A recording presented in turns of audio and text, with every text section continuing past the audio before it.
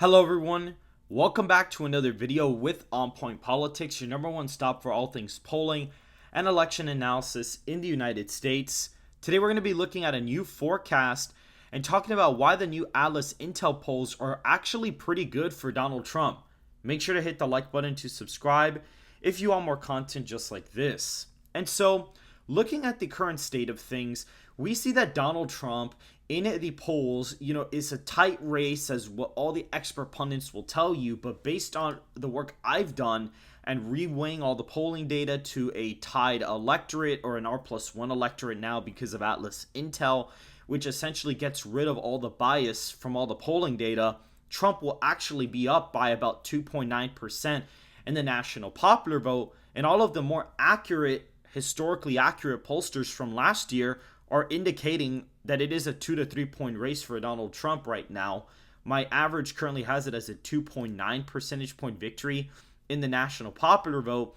And we have the model here today, and we're going to basically go over what the model is saying for this election and why the new Atlas Intel polls actually kind of line up with what I'm saying, despite some of the wonky results we may have gotten from those polls. So, looking at the safe Republican states, we have Idaho, Utah, Wyoming, Montana, the Dakotas, as well as all of Nebraska, except the 2nd Congressional District, Alaska, Kansas, Oklahoma, Iowa, Missouri, Arkansas, Louisiana. Texas is now in the safe Republican column. It's over a 15-point win for Donald Trump in this forecast. Hispanic voters have been moving towards the former president, and based on the demographic model in the model, it is definitely pushing the state of Texas into the safe Republican column. We even saw it in the primary. Donald Trump did exceptionally well in some Hispanic populated areas in the Republican primary, and so that is pretty fascinating. Looking at Mississippi, Alabama, Tennessee, Kentucky, Indiana, West Virginia, as well as South Carolina, that's all going to be in the safe Republican column, as well as the state of Ohio and Maine's 2nd Congressional District.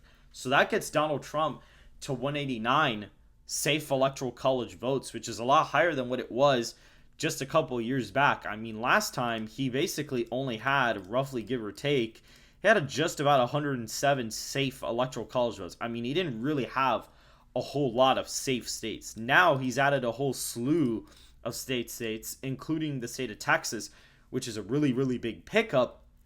And you're going to see in the Sun Belt, Donald Trump's going to really exceed expectations and really surprise a lot of people.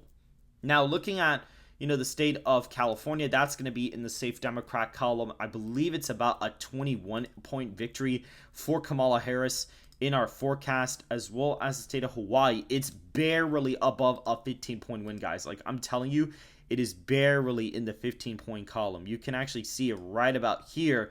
It's actually above 16 points, so that'll be there as well. DC about a roughly, we can actually check this out, but a 77-point victory there. Maryland, Massachusetts, Vermont are coming in.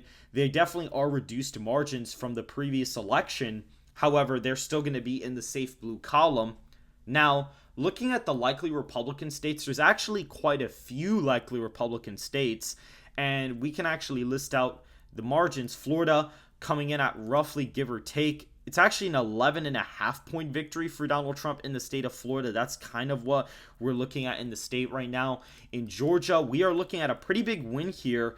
And you may say, well, why is Donald Trump winning Georgia by such a large amount? It's because Donald Trump gaining with certain minority groups in the popular vote is definitely going to help him.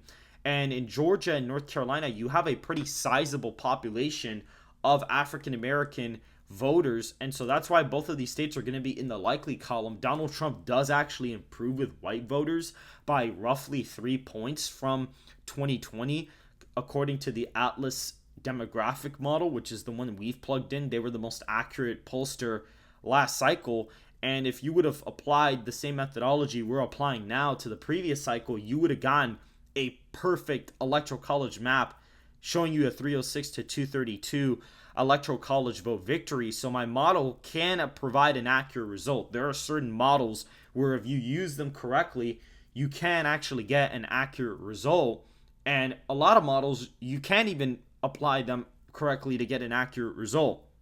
Some models, like the ones Nate Silver has and whatnot, are fundamentally flawed and it's technically impossible for you to backtrack and backtest whether or not you can actually get an accurate result. And so that's why I'm kind of showing this. And already there, I mean, he's already at 251. Pennsylvania coming in at a likely margin as well of about 6 points for Donald Trump is also kind of showing signs of a big win there too. And the state of Wisconsin at about a 7-point win in the state, where Donald Trump's improved in the polling aggregate there by 7 to 8 points. So that's pretty interesting. I mean, the same pollsters that underestimated him by 6 to 7 to 8 points have him doing 7-8 points better now. So, and when you reweigh all the polling data, he is killing it in the state of Wisconsin. And in Pennsylvania, he's actually doing fairly well there too in the polling data. And the demographic modeling, he's looking pretty good. And I want to show you guys something when we're done with the map, because it's pretty fascinating what the Alice Intel poll has found.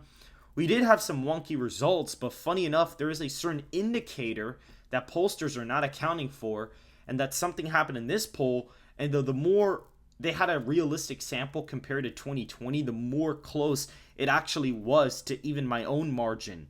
So we'll be looking at that later, but Arizona is in the likely column in this forecast.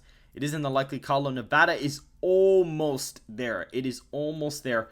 It is literally in the lean Republican column by a very, very narrow margin. I mean, essentially, it could be in the likely column basically off of a pure margin of error. I mean, or it could be a little bit lower, but effectively, it is in the lean Republican column at this point.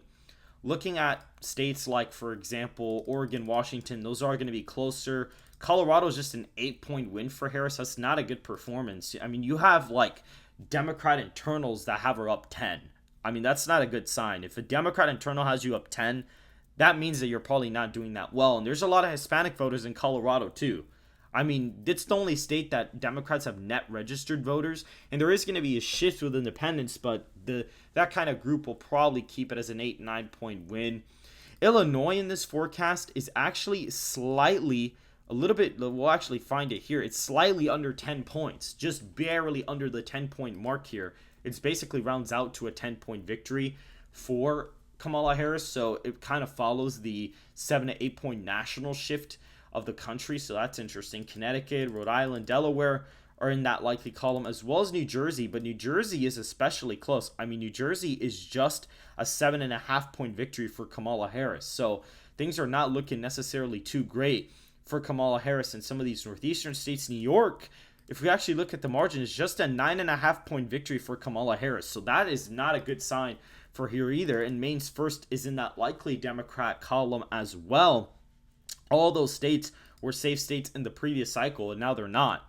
Michigan is coming in roughly, give or take, if we look at the margin, is about a 4.9 percentage point win in the state of Michigan. So that's actually what we're looking at right about there. And I have something pretty interesting about it. It's going to be pretty fascinating when I show you guys what I mean. New Mexico and Virginia are in the lean Democrat column. I mean, they're somewhat decent victories. New Mexico's about a 3-point win for Harris. And if we look at, for example, Virginia, it's just about a 1.9 percentage point win. So it is pretty close, and it is shifting with the nation. So, again, pretty interesting stuff from the state of Virginia and New Mexico. And now looking at Minnesota, Nebraska, Maine at large, and New Hampshire, all of these states in the forecast are currently tilting into the Republican column. Just barely, but they are narrowly tilting on the Republican column in this video. For whatever reason, in those states, they're kind of in sync with each other this cycle for whatever reason. And so Donald Trump is doing just good enough in the popular vote right now that he's narrowly eking it out in those states. And the polling averages have him doing well enough to eke it out there too. So that's also pretty fascinating to see as well. But this is what it's showing, guys. Donald Trump is at 329 electoral votes to Kamala Harris's 209. I know this is a pretty lofty electoral college prediction, but this is what the model currently has. And when you use this same methodology to last cycle, you get a perfect map from the 2020 election in terms of accuracy in the state calls. And the model actually still leans to the left in some states, by the way. I do miss in both directions, which is important. If you're actually an honest forecaster, you are going to have an error in either direction in multiple states.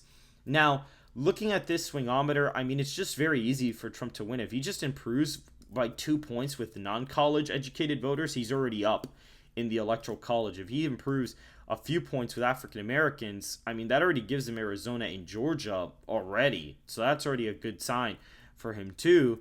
Hispanics, if he gains just enough with them, he actually ends up winning the election. And I believe the latest CBS News poll had Kamala Harris at 54% to Trump's like roughly about 41, something like that, something to that effect. It was something like this. So basically, Arizona's already gone, Georgia's already gone, and North Carolina is already gone. Like, just based off that Hispanic poll. And looking at the improvement with non-college, if he just does slightly better, he already wins. He's already up in the Electoral College, even if he just does a tiny bit better. So this goes to show that Donald Trump does have a very easy pathway to 270. And when we look at the latest Atlas Intel polls, which were the most accurate national pollster, now their state polling is a little bit iffy. They had misses in both directions, which is fine. But what's pretty fascinating about this is that when you actually look at this, look at that Michigan margin, plus 3.5, and we have Trump plus 4.9.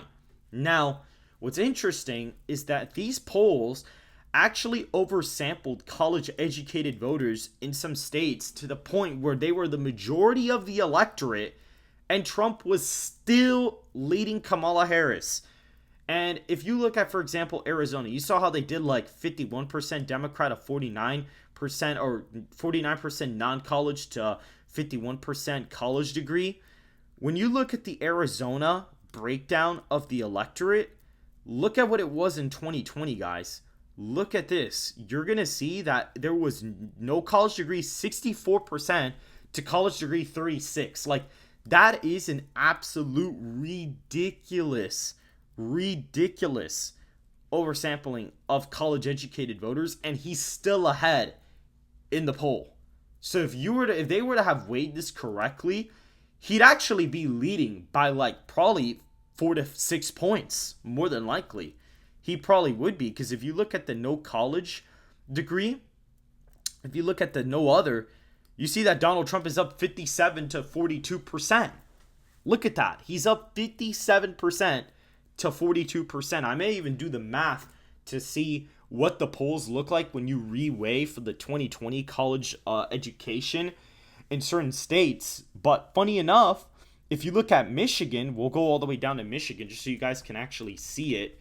It's pretty interesting. But when you look at how they weighed it 60% non-college, 40% college degree, and Trump is up by 3.4%. And funny enough, if you go to the voter analysis and you look at this, guys. This is what's interesting. If you go to Michigan, I don't know why I clicked Massachusetts, but when you go to Michigan and you go down to check it, look at no college, 65% to college degree, 35%. So the state where they weighed for education by the most realistic sample, Trump has a lead in the state that is the closest to mine, or at least the state margin is the closest to my own prediction. So funny enough, Atlas Intel being a decent pollster, when they oversample college educated voters by a ridiculous amount, Trump is still, in fact, leading in some of these states. And in North Carolina, they had a ridiculous sample. You saw how they had North Carolina plus like 2 for Kamala Harris. What's very interesting about that weighting is they have it as 54% college degree to 47% non-college. But when you look at the state breakdown, it's very similar to the other swing states. When you look at North Carolina and you look at the college educated breakdown, it's 62% no degree, 38% college degree. And if you look at the crosstabs here, guys, what's pretty interesting is if you look at this breakdown, all other, Donald Trump is up in the non-college degree, and with college degree or higher, Kamala Harris is up. But if you were to flip it and basically accurately pin it to 2020, or at least somewhere in the ballpark, he would be about winning the state by what I'm saying. And so, guys, if you guys did enjoy this video breaking down the presidential election and how the Atlas Intel polls are actually a really good sign for my own prediction, make sure to go ahead and hit the like button and to subscribe if you want more content just like this. And I will see you guys in the next video.